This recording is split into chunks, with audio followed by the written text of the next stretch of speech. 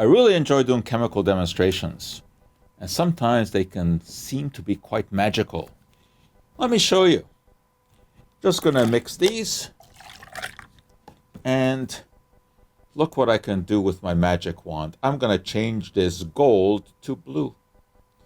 But this magic wand can even take out the blue. Watch this, I'm gonna suck it right out. Now, I'll put it back in. I'll slowly tap it, and there is the blue. Miraculously, I'm now going to slide it out through the bottom. Once more, I'll push it back in from the side. Look at that. Oh, I'm sure you've caught on. It has nothing to do with my magic wand, nothing to do with my pulling and tugging. But that's real magic, isn't it? That's a chemical reaction that's occurring in front of your eyes. And of course, I was able to pull this thing off by pretending that I was using the magic wand. What's the point? The point is that you made an association between what the wand could do and the change in color. But of course, the wand has nothing to do with it.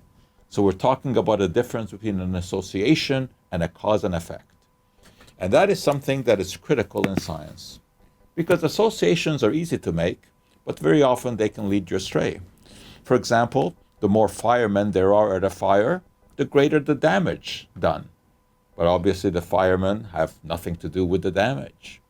Or one can make an association between global warming and the number of pirates in the world. The fewer pirates, the greater the amount of global warming. Obviously it's an association, but there's no cause and effect relationship. And in science, we constantly want cause and effect relationships.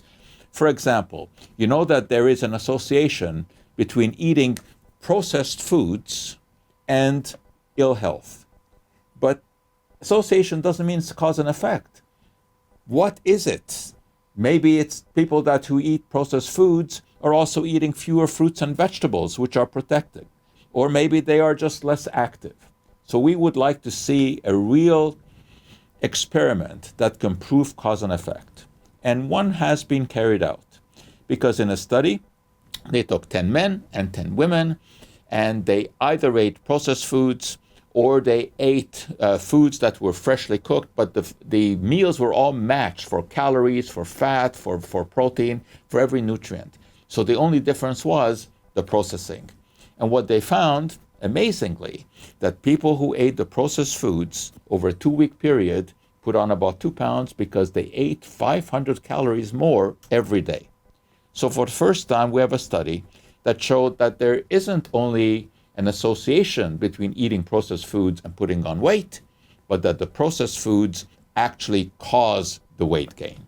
So sometimes there are these little victories in science, but unfortunately in the area of nutrition, we very rarely see cause and effect relationships that have been scientifically proven, because most of the time they're based on questionnaires that people fill out about what they have eaten, and those are notoriously unreliable, and they're always confounding factors.